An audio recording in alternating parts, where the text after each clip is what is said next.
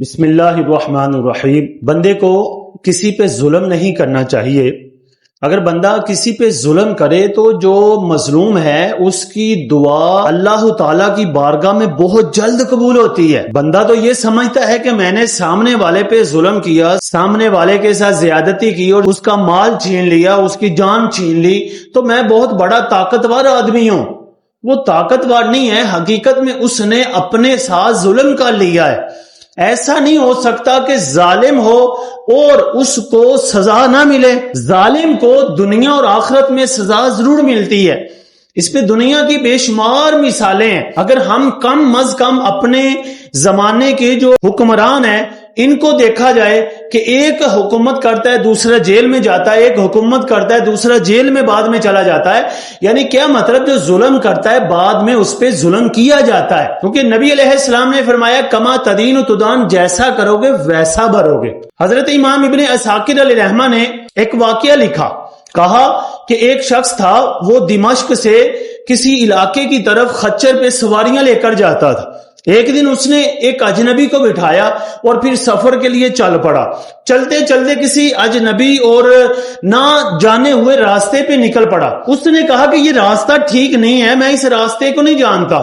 جو سوار تھا، جو سوار اجنبی ہوا تھا، اس نے کہا جی میں اس راستے کو جانتا ہوں، میں اس سے بڑی اچھی طرح واقف ہوں۔ انہوں نے کہا ٹھیک ہے، تو واقف ہے تو تیرے کہنے کے مطابق میں چلتا رہتا ہوں۔ وہ چلتے رہے، جب بیابان اور سنسان جگہ آئی، اس اجنبی نے کہا اپنا خچر روکو۔ وہ خچر روکا اور اترا اور کہا کہ مجھے تھوڑا سا تیار ہونے دو۔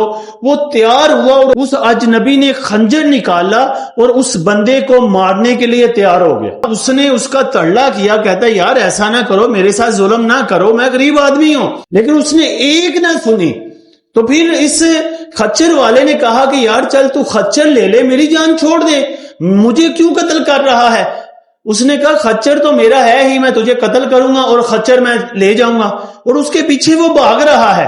اس نے اس کی بڑی منت و سماجت کی، لیکن اس ظالم نے ایک نہ سنی۔ تو اس خچر والے کو ایک بات یاد آئی، اس نے کہا یار بات سن، مجھے تو مار دے گا، خچر لے جائے گا، مال لے جائے گا، لیکن میری ایک بات مان لے، آخری بات ہی پوری کر دے۔ اس نے کہا وہ کیا ہے؟ اس نے کہا یار مجھے 2 رکعت نفل ادا کر لینے دے، میں 2 رکعت نفل ادا کروں گا تو اس کے بعد تو مجھے قتل کر دینا، تو خوش ہو جانا، لے جانا جو کچھ کا لے کر جانا ہے۔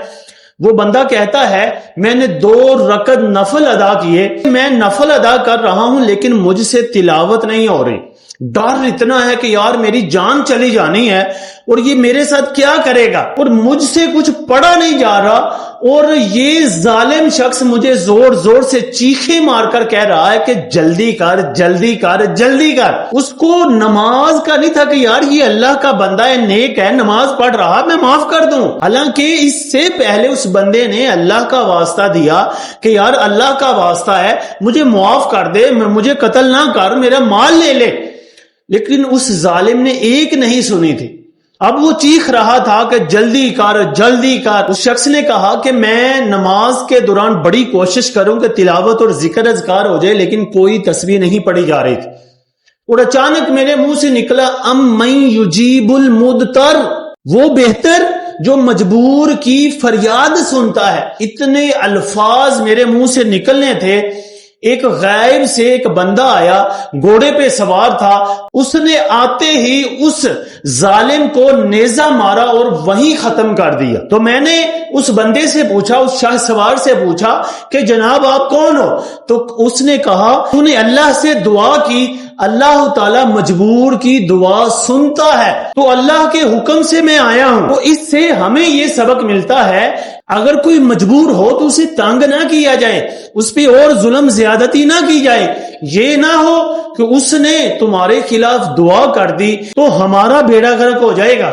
لہٰذا ہمیں چاہیے کہ ہم اپنی زندگی میں سوچ سمجھ کر زندگی گزاریں تاکہ زندگی میں کبھی کسی پہ ظلم نہ ہو جائے۔ یہ نہ ہو کہ مظلوم فریاد کرے اور اللہ تعالیٰ مظلوم کی فریاد بہت جلد سنتا ہے۔